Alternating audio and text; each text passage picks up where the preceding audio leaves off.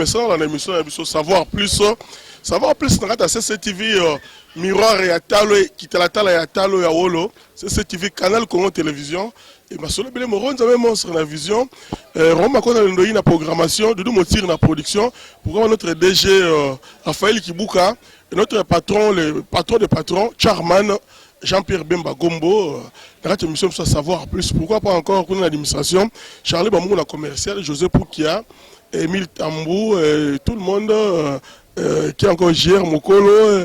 Vraiment, CCTV, nous remercions encore ceux-là qui nous tiennent maintenant. Très une bonne compagnie. L'émission de Savoir Plus, émission présentée par l'archiviste musical Romain Lucilavan Asselo.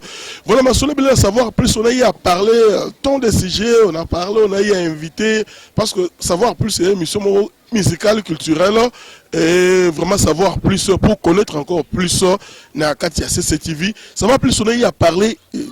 On a eu à décortiquer tant de sujets, on a eu encore à recevoir tant d'invités et on a eu encore à commenter chronologiquement tant de chansons. On a parlé de l'Empire Bakuba, des chansons Empire Bakuba, les années 70-80. On a eu à faire un commentaire chronologique. On a parlé des Shockstars. On a eu à recevoir Manoa Kouakou, Félix, Pedro. On a eu à parler sur l'orchestre rock et jazz. On a commémoré 42 heures à Kwame Banda Koufa. Tant de sujets déjà qu'on a eu à passer dans l'émission à savoir plus. Mais là encore, nous avons réussi celui-là qui est grand sur le plan culturel. Cordo Afuna Yanso Mulumbu. Cordo Afuna. Une fois encore, nous l'avons reçu dans l'émission de Sarah Likamamabele. Ça fait maintenant jour pour jour une année et demie, je pense. Indépendance encore 6 mois déjà. Nous avons parlé 61 ans, 60e anniversaire. Il y a indépendance Yambo Galabiso. On l'avait réussi d'ailleurs, monsieur Outo Oleka. On avait fait la reprise et la traduction de Salaganae. Le lot encore, il est venu. Il s'appelle Yanso. Pour les intimes, Cordé Lafuna, Constant Mulumbu. Voilà. Yanso, bonjour. Oui, bonjour archiviste. Yanso, le lot est encore. Vous voyez comment on est parce que, comme Yanso, c'est comme si ils ont quitté, mais yo, tu habites sur les parmi soit bio à Gabonais ou Camerounais, ou à Biko le Belé, ou à la télévision, ou à la encore, Yanso, qui signe pourquoi pour ces combats là, Yanso. Bien, comme on a penza, oyo babandi, papa va pesa ngezali Mulumbu. Mulumbu, vous dit ça. Yanso et puis prenons nanga Constant. Soana est significatif. La signification. Mulumbu est la poisson. Les poisson mystérieux. Yazana mai. Au moins poisson bachami na aquarium. Ouais zaraba couleur et belé wana. Donc poisson en sozio c'est peli naie, osakani naie au fozong c'est na mai. Donc poisson wana baliara été. Yende Mulumbu. Donc un poisson mystérieux. Et puis vous dites ça, ils allaient abondance. Abondance et prospérité, bonheur. Donc voilà, ils allaient vous dites ça. Bon, Yanso, ils allaient non moko teke, nso. Nso, lokola nso, ils allaient kwanga ya munene. Yango ba check yango sikoyo Yanso, donc grande chikwang. Kwanga wana bali yango mutu moko te. Yali kwanga ya famille ou kwanga muta rolia ngona voyage a rolia ngo muke. Donc so za yo moko aussi sa kwanga wana te. Voilà, merci Yanso, tu écoutes l'agence immobilière Yanso na bureau na yo parce que vous êtes toujours habitué de recevoir des journalistes de CCTV. Moron nous avons montré image à ma vision. Vraiment CCTV Masole Belé, bana Kina Congo, na Porto, bana France, bana Paris, bana Gabon, Cameroun, partout, de par-ci, de par-là, vous nous suivez déjà à partir de CCTV chez Yanso, agence immobilière Yanso, le bureau naïe, il est vraiment accueillant, à Messana Royambaga, à CCTV, donc le partenaire officiel, il y a émission de savoir plus la CCTV tribu des chansons, la radio Liberté qui chassa Ralikio. Toutes ces émissions sont présentées par archiviste musical Romain Lucilavan Asselo, y compris aussi Moron Zambé, les réalisateurs Masole Belé. Voilà, Yanso, l'autre Masolo, nous allons encore parler comme on a fait la fois passée, la vie sur tous les plans. Le bilan, il y a vie sur tous les plans. Musique, culture, dans la culture, nous voyons tant de choses. Mais le lot, Yanso, avant l'indépendance, la musique congolaise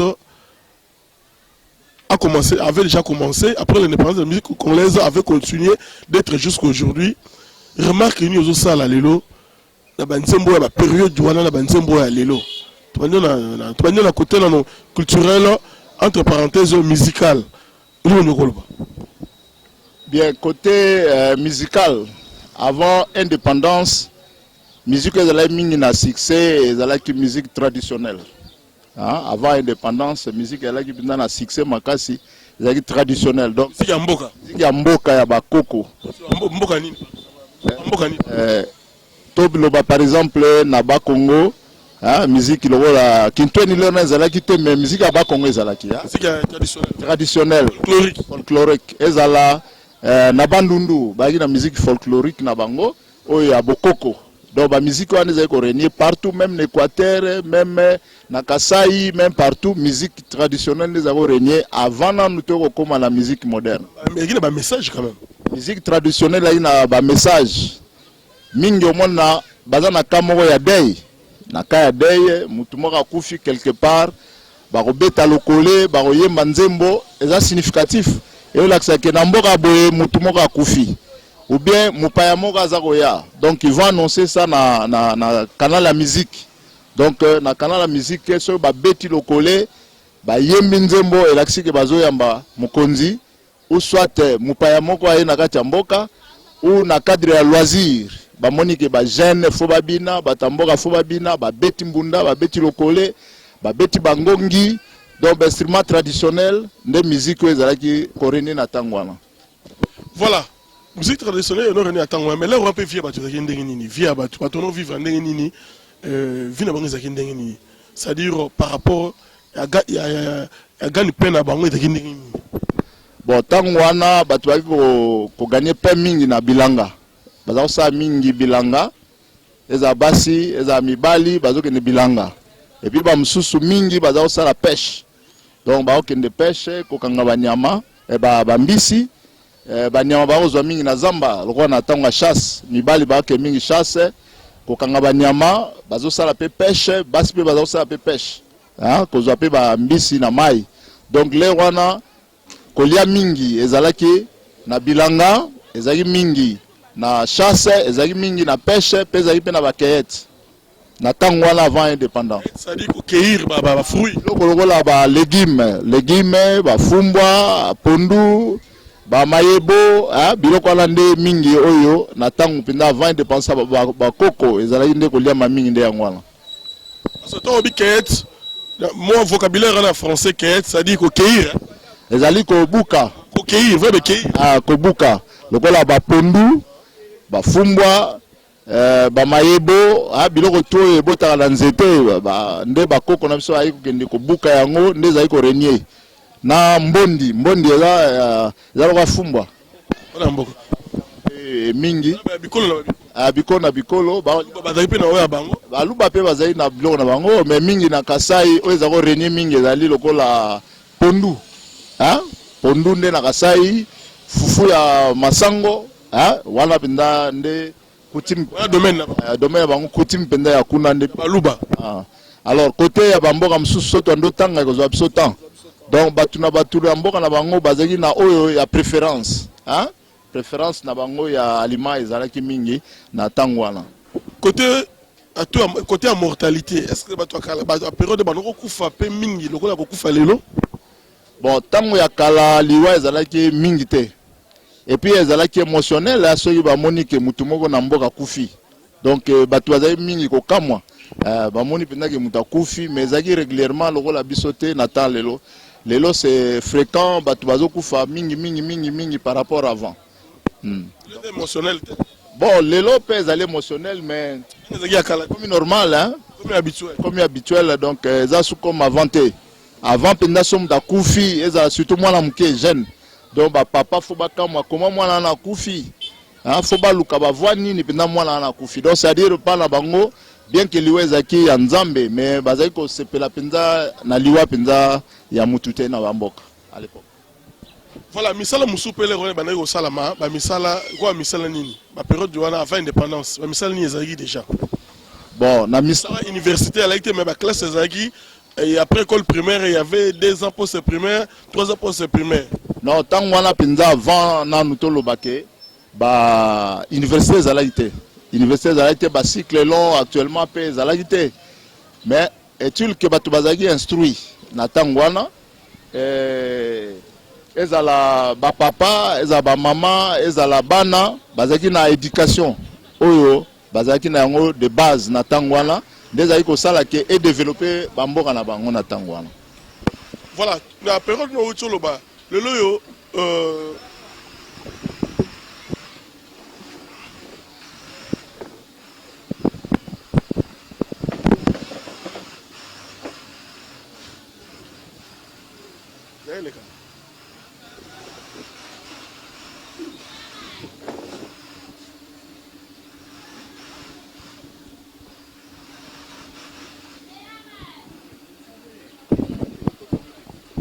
voilà.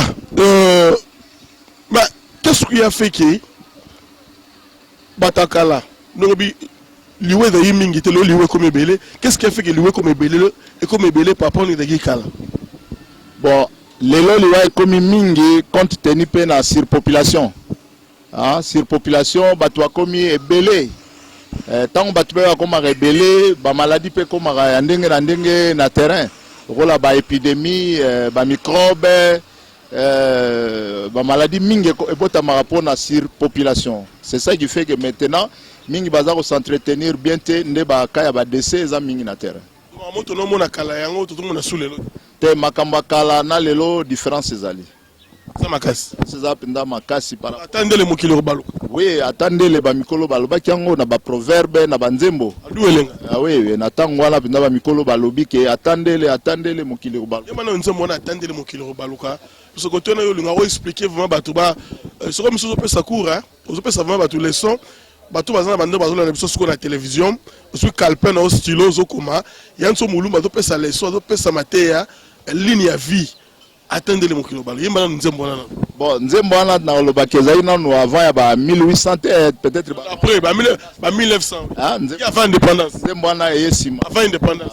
Ya nini? Avant indépendance. Indépendance. Donc ezalaki naza binda nani musicien te mais naza na moi vocal muke ya nini.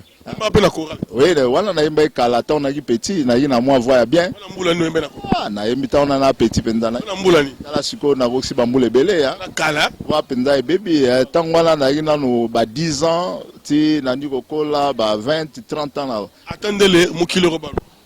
Attendez-le, attendez-le, attendez-le mokili ko baluka. Attendez-le, attendez-le, attendez-le mokili ko baluka. Donc tant on nzembo yemba biso ina ba petit. Petit vraiment. Ebina ba petit donc so kango. Zo kaka ezako yemba lokola kata Léopoldville. Wana ezako yemba lokola indicatif hein. Donc ba vers midi tango bino bozo sakana oyoka nzembo wana ba mikolo ezo yemba époque coloniale. Époque coloniale. On a nzembo wana ezo yemba mais biso tozaki ko apprendre en telo leçon. Ah, tu biga geza nzembo ba vieux ba yembi na ba musicien. Attendez le mokili robaluka. Lelo mokili ba. Siko tango to koli to se référer la musique ba mikolo ba yemba qui déjà que c'était prophétique et maintenant ça ko se réaliser ça ko se concrétiser au ba message ba mikolo ba yemba. Donc ba il m'a changer attendez le mokili robaluka roba mokili bongwami bato wana ko famille tele bato ko famille batakala batanga mingi te ba yima le bato ko tanga ba classe mingi ma les a vomaté pourquoi? Dans un titre académique, mais à parvenir, à combattre sous les artisans. Bon, et là, liboso nanu na batu. À part intelligence, il faut sagesse ezala. À part sagesse, ezali pe don. Mutu pe fois na don. Hein? Mutu fois na don, o ezali ke za naturel na mutu ye moko. Bon, bana pe mingi ya lelo, baza ko mi pesa na ba classe comme avanté. Na ndenge pe ya ba vie na biso ba père na biso ba la ko mi pesa mingi na classe. Peut-être je ne sais pas pour ba père na biso ba la ki mingi ko zo ba fimbu. Hein? Donc sera ke classe te en tout cas kozwa fimbu hein peut-être ezako bangisa bango bazako se donner pour na fimbu parce que moinde bonga la dictature bonga la démocratie bon effectivement moi fimbu peut nécessaire parce que moinde bonga la dictature fimbu moi fimbu dictature ezako peut ko éduquer parce que totali que batu mingi na à l'époque azobanga be fimbu omoni mais ce que la fimbu ezate démocratie et comme pe na moi liberté moko boye moi libertinage pe est commis pour kala ko peut ko s'exprimer pamba boete hein? Même nanzela ou bien le bana mokonzi boeto finga mokonzi to critiquer mokonzi en tout cas à l'époque ezalaki te mais si ko zo mona pe liberté ye moi libertinage pe ezali sous attendez mokilo baluki tangwa kala na musalo yo salaka musalo yo salaka po batu bangi ba encore musalo yo salaka toujours sur l'ana yo c'est comme si je me suis fait encore pas tellement poli ou nous ne sommes pas fait poli bisuna moronza mais moi sur pour ce to tunité musalo yo salaka bon musala ngana sala nazali courtier immobilier des professions donc c'est à dire nateka kabandako nateka ba terrain nazula batu bandako ya kofutela au bazan besoin ya bandako donc musala na ngabina na sa on a les courtier immobilier attendez les mokilo baluka tangwa kala ba courtier immobilier bazalaki bon avant indépendance hein ba courtier balé loko la bisoté bazali ko yeba te kezalaki métier ezali profession donc c'est à dire ceux qui mutu ndako neza libre akoyebisa muninga et pas papa Alphonse ndako moko eza wana mais éviter que ça métier c'est que maintenant après d'être comme lelo après indépendance et ezala l'état ezala tout le monde maintenant va remarquer que musala wana ezali musala eza métier lokola ba métier nyonso yango na moni que sikoyo métier na biso ya courtier immobilier ezali valorisé actuellement même l'état lobi que non faut na valoriser musala on agréé yango lokola entreprise lokola ba entreprise nyonso. Voilà, attendez le mokile baluka, mokile baluki, le yoza kursi no utukoloba. Mais surtout qu'il y a encore un nzembo moko, ya Franco ayembaka likamba mabele. Il y a domaine no foncier, etelema mabele, mapangu, ba terrain, ba zamba, likamba mabele. Likamba ngalo toro la nini, lelo likamba mabele, ezo pelisa moto na mboka na biso na mokile na biso. Nous mabele après à sauté bana batikala la mabele bande ko tata wana bande famille tata wana balika ki bana fo ba bima bateka mabele ande ko na bango lika mabele il nous ko expliquer encore le loup na tamboka na bisolo ni ko loba.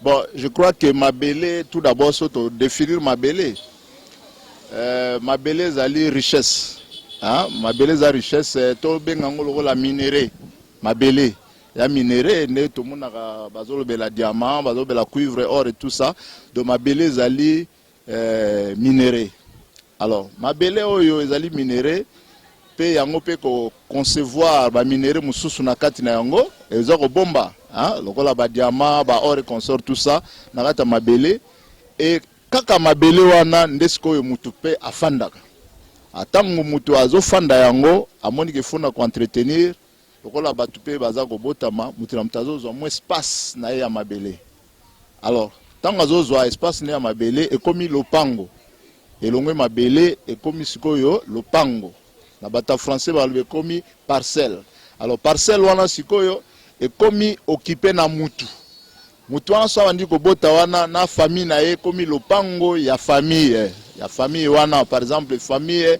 ya monsieur Yanto bazui lopango na bango to mabele na bango alors yango na siko moni ke mabele e komi lopango mais na ndenge mabele zali lopango ezali pe na ba catégorie hein mabele ya usage industriel ezali mabele ya usage agricole ezali mabele ya usage résidentiel lokola mapango donc on les ali mabele à usage résidentiel alors si on a mabele wana mutasala na mabele zali nzambe nzambe ndasala mabele asala on mokili ache mutu po muta est vrai avanda a sala musala na ye a vivre na kati ya mabele mais le col appelle l'état aye ko vanda na kati ya mabele il faut quand même un chef azala pona kocha ordre c'est pourquoi maintenant mabele ezali ko appartenir na nani na l'état donc ezala mabele on a lobby à usage résidentiel, à l'agricole, tout ça. Et ali siko na charge ya nani ya l'État pour à gérer yango. Les sols et le sous-sol appartiennent maintenant à l'État. C'est ça le kambo ya mabele. Le kamabele nzo musu Franco Yembaka bande kongana kufina miso na bino na tikeli banana ngalo pango melelo na lingi bonyo kola bango te soki likambo ezali kozala mona etike na famille ma mingi komi mona etike famille bayi babotoli ngaki ko savoir plus une émission culturelle et musicale comme c'est de la chanson qu'on a eu à chanter ça on me peut expliquer quand est-ce que famille bakozo appelle comme oité pour tiki banana. Bon, famille awela mabele parce que zande na ba richesse eza bomingo oyo muto na mokili asani ni atiki bomingo abomingo wana sikoyo soki mowe yakei oyo batikali bazowela bomingo wana bazwa yango ekoma ya bango. Alors sikoyo pe na l'état oyo azali ko gérer mabele nkolo mabele alobi non soki mowe atiki mabele batu mususu bako zango bongo te achesko ba condition na mibeko que sikoyo so mabele mowe akufi etikali héritage ya bana. Alors bana wana sikoyo nde bako vanda na mabele na bango so bamoni ke bakoli bako kabwana batekisi mabele na bango basali nini bakaboli bozwi tope basombi esika mususu selon siko volonté na bango. Alors sikoyo na mutu loka ebike aza jaloux muta mutu muta jaloux tanga moni ke kuna richesse wana bana na bakoli yango bongo te ekomi bagarre. Alors l'État siko pa tala bino po bagarre za la makasité entre ba parents oyo na bana malam ba parents soki bana soki batekisi bomingo wana lopango to mabele bapesa ba ndeko famille 25%. Voilà maintenant l'État n'esprit a bien l'État siko atala bino soki ba parents bandeko ya mowe bazwe lokote bakotungisa bana po batungisa bana te malamu bana soki batekisi mabele wana bapesa bandeko ya papa 25%. Azomona kuna ndeskoto féliciter l'État parce que azwaki initiative les ba botuli biloko nyonso et puis bakomo lia bana ngoni bakomo ko sorcellerie koti na kona l'État ala gite. Non l'État azalaki metango na mibeko tozolo basiko salama ina note makina note po mutu kala azalaki lupango ya grand frère na ye to ya petit frère na ye akoteka ngo sans problème atekisi yango abi ya na ngamoko na tekisi yango ya leki na ngamoko na tekisi yango à l'époque bala bokolo bate fo bobanga mais l'État tango ye atala bi non eza boyete mutu atiki bana na ye atiki pe eloko afo ya appartenir na bana po bana ba jour na yango à l'État sikoyo tango akoti mama code ya famille ala atiango mibeko atie mibeko atie ordre. C'est pourquoi maintenant sikoyo l'État zankolo mabele tango atie ordre bino tout boza obligé à obéir au l'État tie lokola mobeko yango na sikoyo zo mona bobangi ezali. Et en plus l'État tie ordre na ba document atie ordre na document lupango nyonso fezala na mikanda nango ya l'État na kombo ya mokolo lopango et nkolo lopango soki azate bana bakosala ba acte de succession bien bakosala ba jugement d'investiture po bazwa droit omoni. Alors mibeko wana tout l'État tie yango ekomi pe ko compliqué bato bazali ko botola bana ba mabele na bango wana nde biso tozo féliciter l'État pour la initiative. Pour ko aider pe bana ba comme niveau wana ko tera lupango po bakabol ba pourcentage je tera courtier o aider pe ba famille belé. Bon, parmi vous, il y a aussi des escrocs, les gens qui escroquent de l'argent d'autrui. Effectivement, parce que biso ba courtier immobilier professionnel toza instruit. L'État l'axi biso procédure légale auto relaxa na ba client na biso bazolu ka kosomba bandako na ba procédure légale oyo mutazote kapé ndaku na ye akoki ko respecter. Donc c'est-à-dire courtier azali intermédiaire valable, c'est comme un pont. Donc yo vendeur pour kende kuna faut le kana courtier, yo acheteur pour kende ngambo wana faut le kapé na courtier parce que courtier a formé a une matière immobilière. C'est pourquoi courtier nde a orienté premièrement a orienté mutazo somba na mutazo ko texte. Soko za na irrégularité courtier biso non, oza na irrégularité faut to sala bo. Courtier le ko sambo a besoin d'irrégularité té. Non, courtier wana asali musala boya za moyibi azesko ata monde na boze bele surtout zo ba ko mokonzi boze bele na kati na domaine tout moyibi azanga te mais vrai courtier professionnel akoki yiba te. Ba connaissance ko pour former ba coursier mususu parce que comme chose en matière foncière mingi oko pour aider ba coursier mususu même le ministère affaires foncières ba qu'est-ce qu'il y a c'est comme si vous avez cette matière alors ko pour panza ko épanu ko panza pas ba tout ko l'accepter ba tout parce que tant beaucoup de courtiers ici à Kinshasa ne connaissent pas ce que vous dites. Les courtiers c'est les mitara jusqu'à ndanda ko ici mais vous êtes outillés, vous êtes vertébrés comme Maël général Maël dit souvent les courtiers Maël. Bon, c'est comme un centre formé bango parce que ils ne connaissent rien. Et là on a le basco yo, ezali na tobenga ba msusu vendeur, un commissionnaire vendeur. To ba pona ba vendeur on formé bango parce qu'ils ne connaissent rien. Vendeur ta teka ne ka mapango, mais il n'est pas un courtier immobilier. Donc c'est-à-dire un courtier immobilier azali muto azali formé dans la matière na formé sur ba courtier qu'est-ce qui manque? Bon, il y a de ces gens qui veulent après une formation. Voilà. Il y a des gens qui ne veulent pas la formation. Donc, c'est-à-dire on ne peut pas obliger quelqu'un à avoir formation. Toujours rester dans l'ignorance. Dans l'ignorance, c'est comme on dit, limité. Mon peuple périt faute de connaissances. Stationné. Donc, c'est-à-dire qu'on a besoin d'apprendre. Alors, il est obligé. Stand-by. Il y a qu'on a formé, il y a qu'on a boité. Mais biso en tant que courtier professionnel, donc, tout la matière, dans tout. Toujours respecter procédure légale ou l'état pessibiso que yo courtier faut landa boy ko bima boy te faut ala boy faut saler la boy. C'est ça que maintenant biso toujours sala nini toujours salango to sala ka musala wana pona client zo incidenté to peut vendre pas zo incidenté. Voilà la meilleure 67 rochera sara nzembo moko moi si au baby si motema yanga imobali na yo na kopesa mosolo omoni la vie est comme il passe ba lobi na ngai qui tourne à malonga de leur vie, et ça n'est et ça passe par toi, là. Bob Elvis, l'artiste musicien, la fois passée, nous avons qui censuré la commission de censure, mais les vagues de décision on bêta, ni to salité, to sambeli, l'église de Tondi, car à venir 50 églises, 40 églises, l'église partout à travers ma classe, ni to salité, mboke so bongate. Nous nous allons parler, faut tout le parce que nous sommes des Congolais. Même si on journaliste, toujours vivre par rapport à l'époque, la période où on a les malonga zate, ni ni to salité, et nous avons commentaire, avancement a été dans Moka, on ensemble le dit, ensemble la té, classe, on dit, autant à té, côté on a un commentaire, ni ni to salité, n'a pas Congo, Bob Elvis, Yanto, l'homme culturel. Voilà ce que comme à Togo dans la politique.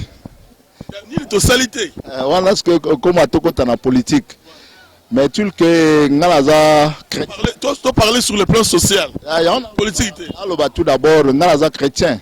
Bon en tant que chrétien na talaga nini Bible lobby, to nzamba lobby, to Jésus lobaki avant de comparer au pays monde. Hein? Donc c'est comme on dit dans toutes les circonstances glorifier Dieu. Et là liboso yo mutu na sena moi. A éviter que circonstances nyonso fo mutaku misana liboso nzambe. Hein? Azali maître de temps et de circonstances. Donc vie à mutu ezaka bonheur te. Vie à mutu ezaka bonheur te, ezaka succès te, ezaka réussite te, ezaka nini te. Vie à mutu ezaka ba circonstances, les imprévus arrivent. Il y a aussi la souffrance, hein? Comme balobi kaka la makumi nzambe, chaque chose a son temps. Il y a un temps de malheur, un temps de bonheur, un temps de tristesse. Donc, tant on a nyonso prévu dans la loi de Dieu, il faut qu'on s'amara na vie à mutu. Mais mutu na vie na ye alingi ko landao yo nzamba lobaki pété. Hein? Alingi toujours bonheur, bonheur, bonheur, bonheur, succès, succès, succès, succès. Nzala eza ya lelote. Pas si peu eza ya lelote. Les États-Unis d'Amérique ba dans nzala. Les États-Unis soki tokei basali statistique to mona pe ba chômeur baza. Nzala neti awa te. Bon, nzala sikoyo neti awa eza nde nini? Ezala ba États-Unis, ezala ba pays sud d'Europe. Ba limita pe quand même naissance. Ba limita naissance. Limita naissance te. Limita naissance te. Nan ndo sala ki ba limiter naissance. Bon, na ebité soki koza mobeko. Ça je ne sais pas. Mais za mobeko te parce que ba lobi nzamba lobi remplissait toute la terre. On doit remplir la terre na batu. Mais ce qu'on moutoufaïeba, avec quel moyen faut on remplir terre? Avec quel moyen, avec quelle possibilité? Yo zana bozimuke ya $1000, tu vas avoir 20 enfants ou 25 enfants ou 24 enfants. Pas de souffrance, on peut te belé. Bon, on peut la paix, moi, ligne, il y a une situation, hein, parce que Moutousso va me foutre $1000 a commis polygame. À quelque chose, 3, 4, 5 femmes. Donc, si on va foutre un moutoumil, bon, belé, tu pas encore ma polygame. Moutousso va foutre mbongo, il y a bien pour à vivre bien. On va foutre un pour na biso sikoyo. na Congo. Ah ouais, biso sikoyo zali so mutu ba mo fouta $1000. To $1500. Ayebi ke 1500 oyo to 1000 oyo na koko liaka po na ndaku na ngai. Na bana nga misatu mine. Ye azwi susu mokumba moko libanda na bana 7. To bana 10. Siko 1000 eko sandeni, eko sifirte. Vous comprenez? Mais ba père na o ba ile biso développement na kati ya mokili na biso ya Afrique. Ba mindele. Ba o ba kineming na poto balba ke kuna ba limite à naissance. Au moins, un blanc millionnaire, il a que 2 enfants, ou 3 enfants. Une seule femme. Une seule femme. Mundele, il va y avoir développement. Vous comprenez? Mais ce qu'on a au monde, c'est que Moutoumoko, 24 enfants. 7 mamans, 6 mamans, 5 mamans. Maintenant, Bozio et Ozozoa, au Kosala Nini pour satisfaire 24 enfants. Dans la classe, dans la colia, dans la colata, au monde, il y a un bon et au Sani, comme un mot, alors, na moment na père moto banda pe ko lo ba pe na l'état. Ah l'état zotam sa bien te. L'état osala boete. Biso to remarka même temps moko boye Mose ayaki. Hein Mose Kabila ya lobi soda siko no futa ma $100. Bon, tant siko yo $100 imbonge belé. Mais au moins siko ke ba soda musupe ba ke kozwa 2, 3, 4, 5 femmes pas $800. Or siko ebite que $100 le repartir na ba sebelé na bana e ko komani muke. Omoni, ce bisope a comme coutume parce que tout na batu baza na poto.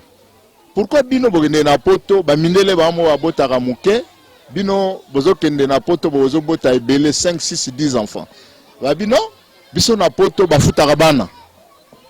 Futaka bana so boti mwana moko komisiye na me Alors allocation famille. Ah, omona sikoyo mwana wana ba mo futa e. Alors soki naza na bana 10 tant on a mbongo ya bana wana 10 na pesikoyo poche sanini et gonflé. Tu vois politique sikoyo ya biso ba africain to biso ba politicien biso ba na problème te. Souffrance ya biso moko. Non, biso pesikoyo soki elinge ko mabongo. To pe to imiter pe Europe. Mikila poto so mutaboti mwana moko ba enregistrer. Mwana wana pas za ko mériter pe salaire. Vous comprenez? Parce que d'autres part on dit que peuple nyonso a droit. Hein? C'est comme l'État n'a droit na peuple. C'est comme le peuple pas na droit na wapina na l'État. Vous comprenez? Compte tenu à la minéraux, oh ils ont biso mingi na katamboka. Sauf que l'État moni que ça va. Bala nyoso anda ko enregistrer na état civil. Ba yebi que moi na moka botami, ba tchele pe moi salaire et ajoute na compte ya nani ya papa na ye. Voilà, merci encore. Tout continuer mission na biso na kati ya agence immobilière ya Nso Mulumbu et pas Constant Mulumbu cordeur Funa. Yene mokonzi ya ba courtier tout ya Funa vraiment. Oyo lembagate ko yamba biso na endroit na esika na eza esika moko trop accueillant. CCTV à tout moment toyaka on a rallye Radio Liberté Kinshasa. Nous voulons parler encore des artistes et musiciens. Est-ce que vous pouvez la musique mingi? Oui, la musique, hein? La musique, bien que la musique est dans la catégorie, mais j'aime la musique parce que la musique est art, hein? Art, il y a son agréable dans l'oreille. Son musique est bêta, et nani. Son musique est bêtiphonique samutu. Hein? Et la moderne, topé traditionnelle. Son musique est bêta, il y quelque part, il faut bouger tête now. Alors moi j'aime la musique. Et musique wana ezali éducative, ça j'aime. Musique eza construire, ça aussi j'aime. Omoni pe musique religieuse. Wana pendande soye zobeta en tout cas bouja mutu na ngai. Voilà, le lot continue dans le mois de décembre déjà. Le mois passé, au mois de novembre, il y a des musiciens qui ont le mois de novembre comme Rebeki Rochero Taboulay. Vieux Rochero topeto lobata papa parce que tant que Rochero azanla nous kobanda musique, nous on est encore des enfants. Toyi na nous bana. Mais toujours la musique ya vieux Rochero nezo beta na ndenge ba vieux na biso ba yi ko bina rumba, biso toyaka observer ba vieux ndenge ba vient na biso ba bina rumba banzembo ya Rochero. Voilà, Rochero a tiré le 30 novembre 2013, donc jour pour jour, Rochero déjà a totalisé 8 ans dans l'au-delà. Vous avez connu encore un artiste musicien le 28 novembre 1998, toujours partout, ça là, tout parlé hier, ça 23 ans, qui s'appelait encore Jean-Baptiste Kabassele Yampania. Allez, c'est Pépé Calé. Pépé Calé. Pépé Calé, naïbakiye. Tant surtout aux autres na collège, hein. Tant na collège, ça la musique. Bisope tu na niveau assez, hein. Mais quand même tu as fan déjà pour musique na bango za ko beta bisope en tant que ba petit, ba fan, tout ça peut ko sepela la musique na bango. Il y a encore des musiciens, bon Wenda Kei, il y a Jojo Mangaya Kei, bon Paul Massamina, ba musiciens congolais au bazan vino ba se ba kufi. Musique au basali n'est pas pour la musique à l'élo. Parce que nous avons voulu parler de la musique na biso, musique à l'élo, oyo autant on a télévision na bana te bina ba parenté. Musique ya bakolo wana autant on a bana, autant on a ba parents. Et là nous devons différencier musique ya période wana musique à l'élo, oyo ba buka kiti, oko matangai, onguluma, mansembe belé. Oyo soni même. En tout cas, archiviste n'a pas la vérité qu'il y a un grand changement dans le monde de la musique. La musique est éducative. Elle est éducative, attaque instrument, on peut dire que sonner qui toko, mais mingi bazali ko yemba ba chambre ezali ko instruire batu. Mona papa to maman azoka musique, eza ko éduquer mbala moko. Mwana mukepe azoka musique, eza ko éduquer mbala moko. Hein? Bien que danse kozanga te mais tant azo yemba yango ezape ko pesa éducation to pesa ko instruire directement na kati ya banzembo wana mais siko musique ya lelo eza comme avanté tala ba vie news to tangi wana soki obimisi ba album na bango mona ba musique na bango ezalaki éducative. C'est un exemple un moment ya Rochero tellement on a recensement ça Rochero a recensement. Bon, en tout cas, pour la chance, comme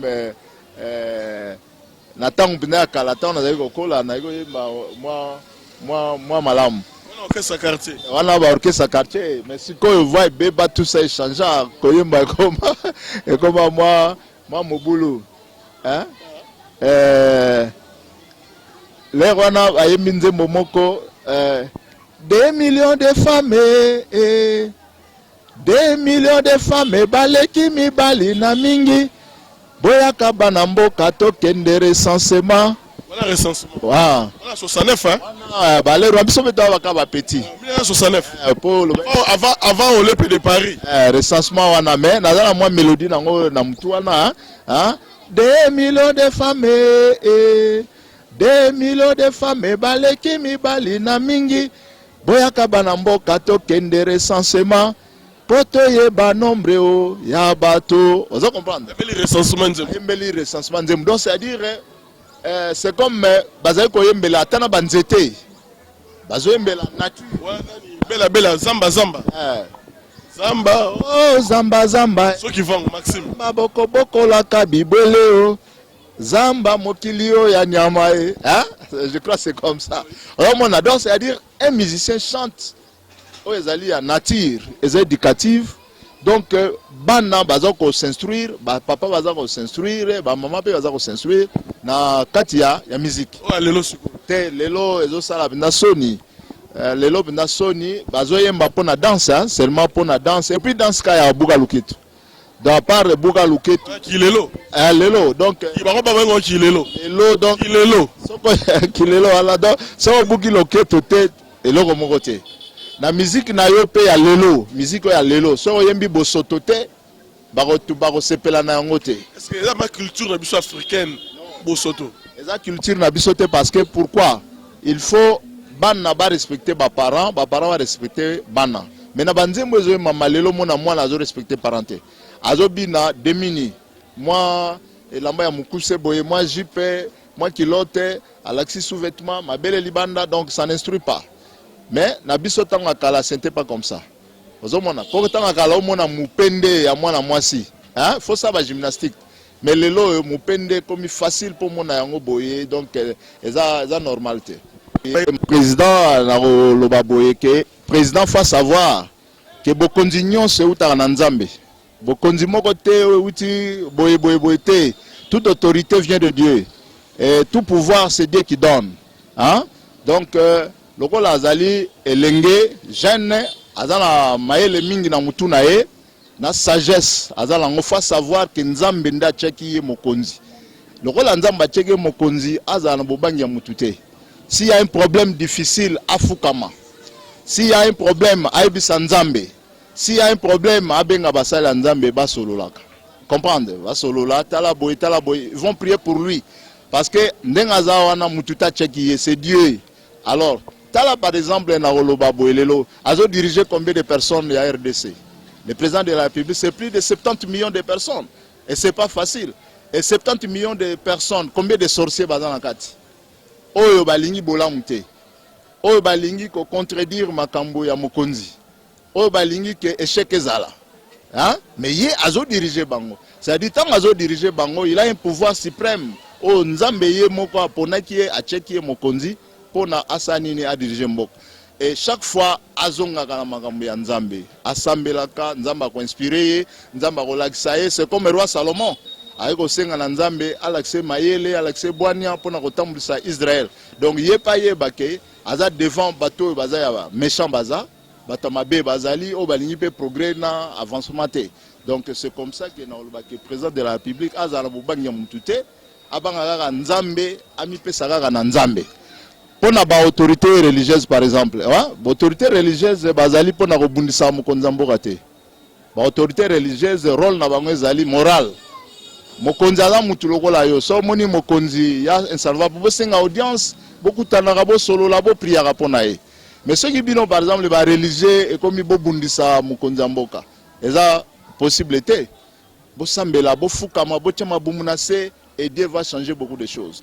Au pesi bana nimbote to comme na suka mission na biso masola biso na yo eza kwa nso kwanga munene wa bosisa oliango batebele pe aussi la mukolo moko te yo za nzoko baliera nzoko mukolo moko te foto lio mikolo belé et puis aussi la te mamnene pesi bambote et to comme na suka mission. Bon nazala bato belé o na ebe na bango sala bandi ko citer o sala moi passe mingi mais na lo bref ba connaissance nyonso ba yebi ngai na pesi bango mbote na pesi pe ba konzina ngai association ya Simon ASBL hein na pesi bango mbote lokola président national Paulin na pesi Pierre Mvunzu mbote na suite na bango nyonso na pesi mbote.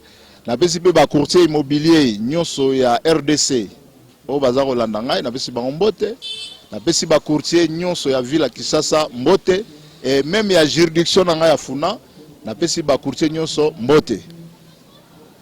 Voilà, merci to comme na suka mission na biso moronza même moso to l'agence immobilière Yanto l'homme culturel coordonné de la Funa Constant Mulumbu na kwa kola na Birmanie ska to fandia wa bekri ezawana Yanto Général Malé to pesi Yombote, to pesi Vegi Mamona Maimona, Ilo Pablo, et maman secrétaire Gina, Lamsa, vraiment Mbote Belé.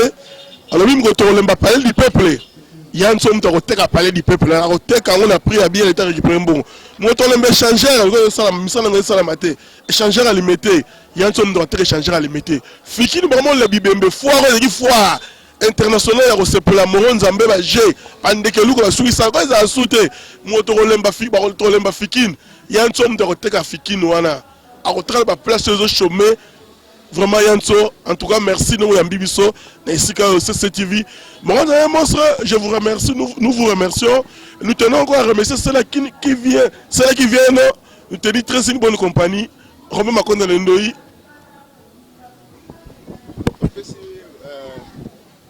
Moron Zambé a un monstre hein. Nakoloba soki na pesi Moron Zambé mbote teze gratitude. Moron Zambé azali monstre. Donc un caméraman monstre donc yé azali pour réaliser des missions en tout cas comme on a RRT. Hein?